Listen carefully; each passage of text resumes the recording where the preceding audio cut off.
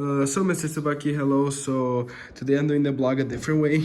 I'm doing it by video. So I got the suggestion from some friends, so I decided to try it on. So let's start by option 2. So option 2 is basically to explain and demonstrate graphing the function of the curve using GDC. So we should find the x-intercept using the method second calc 0, and also finding the area under the curve using second calc integral. So let's begin by this. These are the answers, okay? But I'm going to explain how I got to them.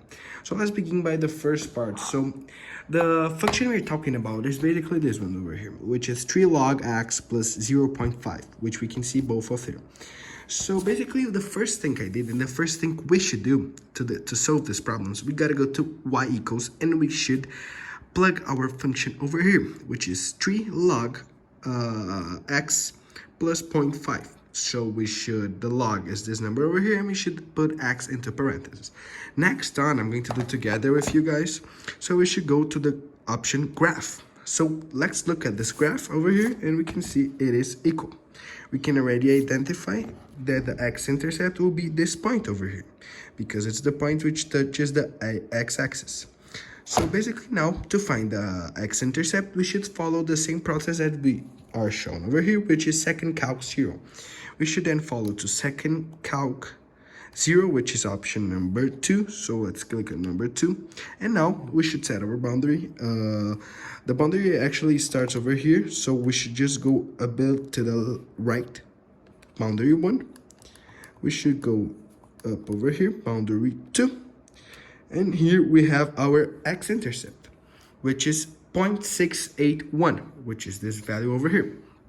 And we can already write it over here because it will be very useful for our second problem. So our second problem consists on finding the area under the curve using second calc integral.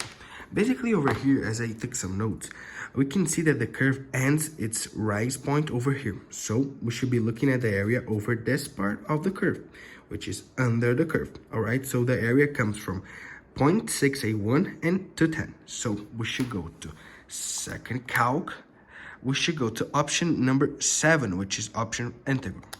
So let's start. So our lower limit, we should plug this one over here. Let's remember that the lower limit is always the smallest number and the upper limit is always the biggest number. So first of all, we could do 0.681, and later on our upper limit, we could put 10.